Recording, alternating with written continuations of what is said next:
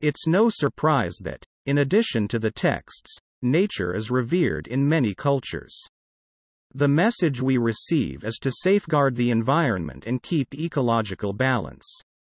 People are taught to live in harmony with nature and to recognize the presence of God in all things natural. Nature has a lot to teach us.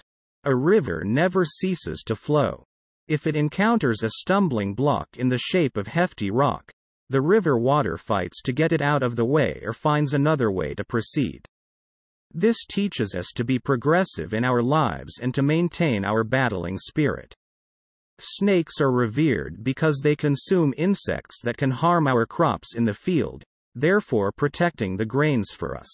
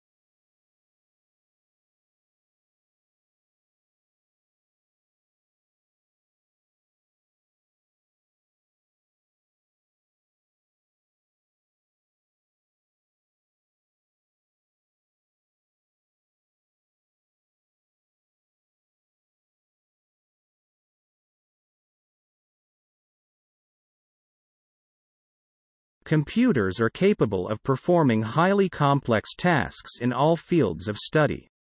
They can solve the most difficult mathematical problems or organize thousands of seemingly unrelated information. These machines can be used in a variety of ways. They can, for example, provide tips on how to avoid traffic congestion.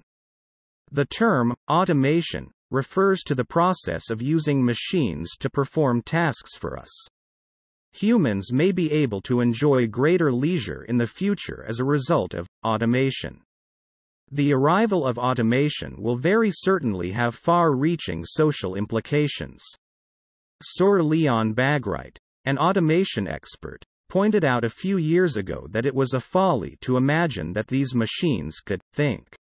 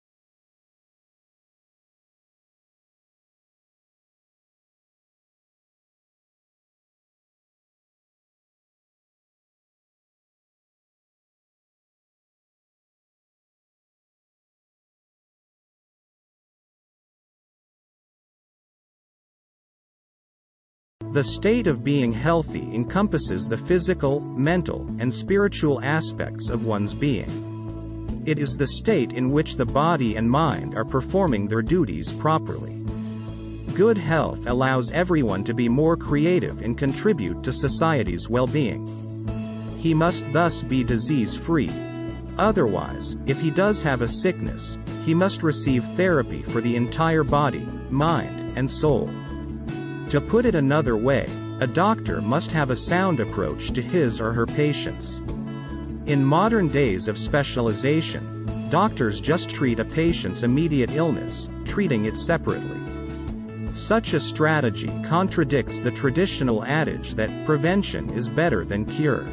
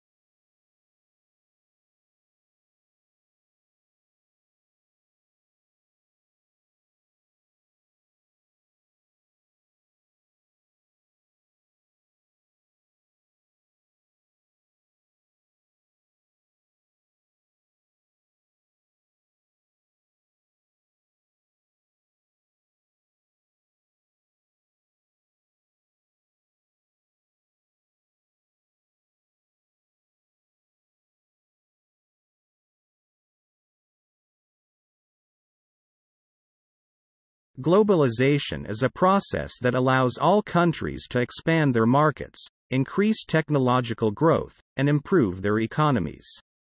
It is the method by which makers and producers of items or goods market their goods or services worldwide without restriction. It allows businesspeople to make a lot of money since they can readily find low-cost labor in poor countries. It gives businesses a significant advantage in dealing with the global market. Globalization makes it possible to think of the entire world as a single market. By approaching the world as a global village, traders are expanding their regions of business.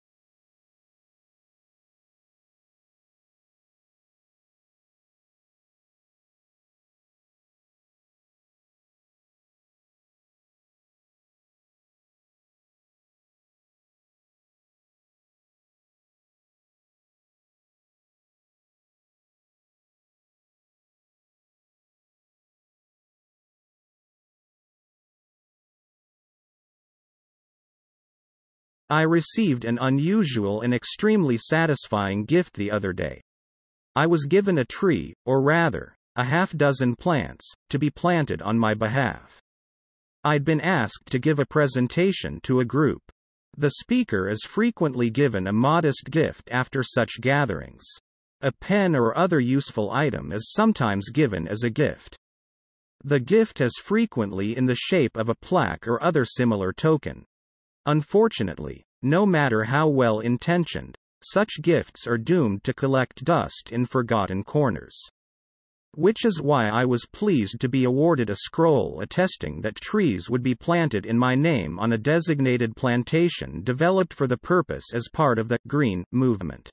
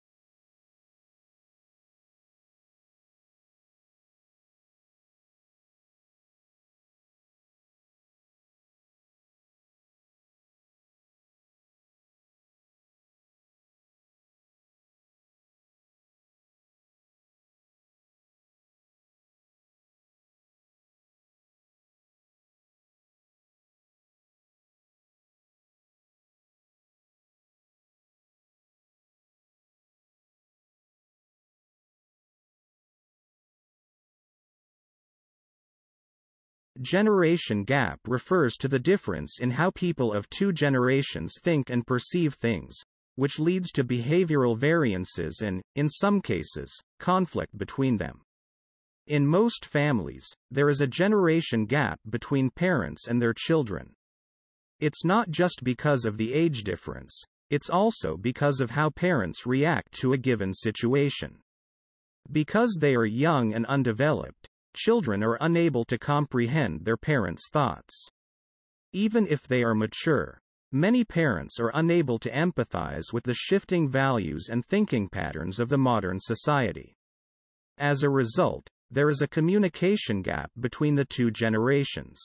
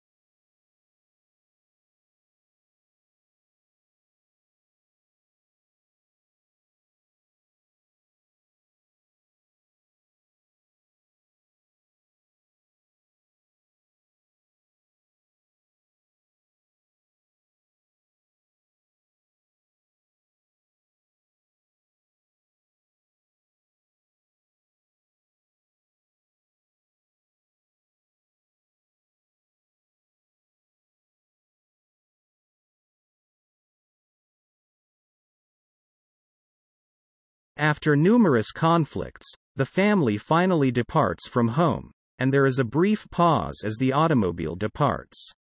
"All right. So where are we heading for dinner now?" the driver inquires. As several voices give as many proposals, mayhem ensues. Tempers have raised, feelings have been hurt, and at least one person is grumbling by the time order is restored and a decision is reached. 20 years ago, you would leave the house with the food and place fully decided, with no disagreements or objections, and everyone looking forward to the meal with similar zeal. The family's head made the decision, and the rest of the family followed suit. Every family member now gets a say in every decision, which fosters a sense of belonging and bonding.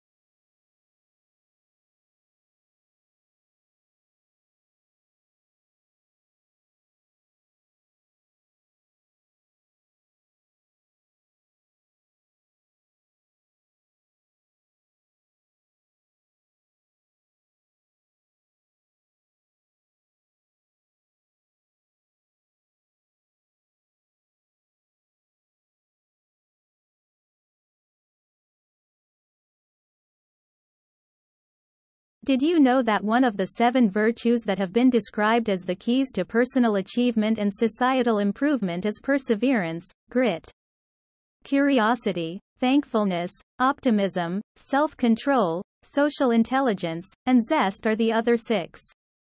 Thomas Edison is a role model for fortitude for attempting to invent the light bulb 1,000 times or more.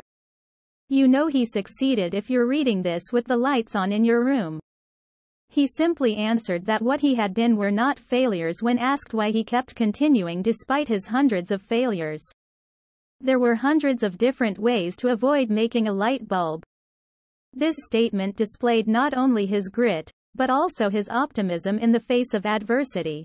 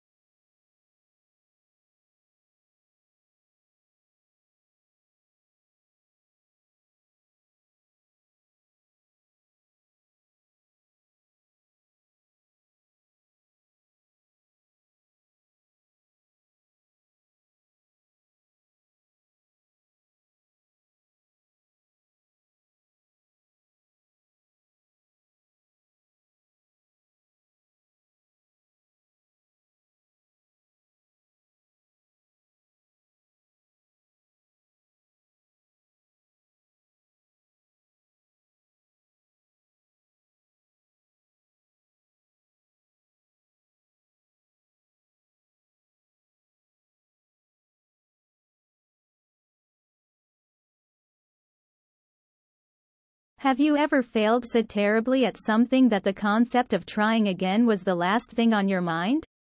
If you answered yes to both questions, you are not a robot. Humans, unlike machines, have sentiments, emotions, and dreams. Regardless of our circumstances or constraints, we are all destined to grow and stretch.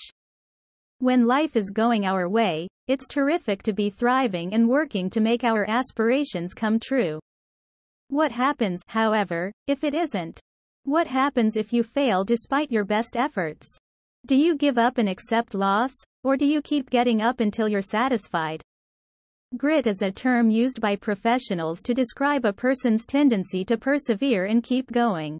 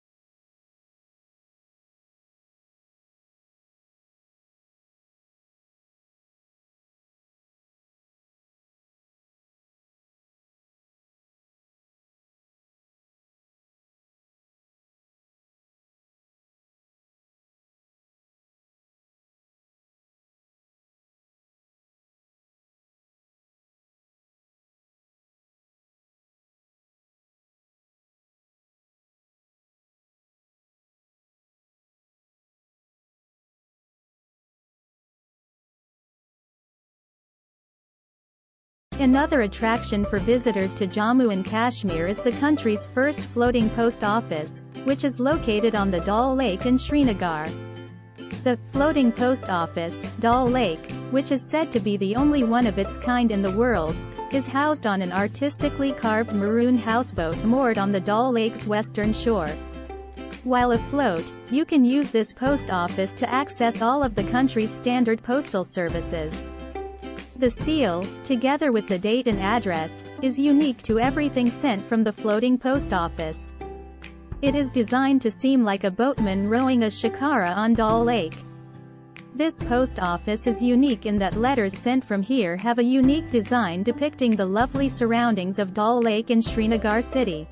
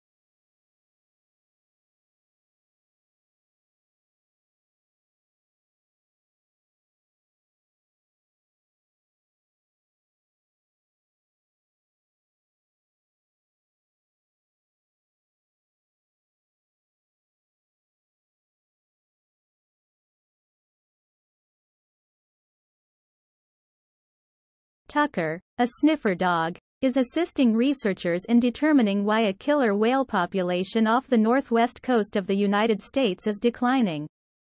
He looks for whale feces floating on the water's surface, which he collects for inspection. He's part of a select group of detecting canines utilized by researchers studying a variety of animals, including right and killer whales. According to Amy Hurt, Associate Director and co-founder of Working Dogs for Conservation in Three Forks, Montana, conservation canines are quickly becoming important tools for biologists. However, there have been so many new conservation canine programs in the last few years that Hurt can no longer keep track of them all.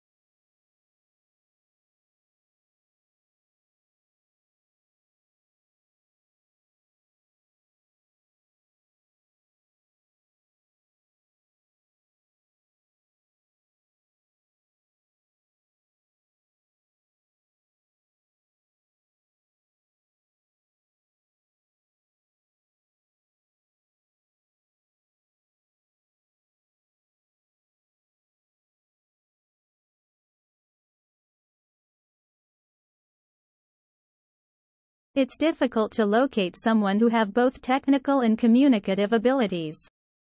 If you mix the two early in your career, you can leapfrog your peers. Your communication abilities will be used to judge, evaluate, promote, or block you. Learn to observe excellent communicators and adopt their styles and traits, both written and verbal, because habits are formed by repeating both good and bad forms of communication. Another secret formula is the art of listening and learning from each and every interaction. Develop the practice of listening to yourself while you speak and pausing when necessary. It's arguably more important to learn what not to say than it is to learn what to say.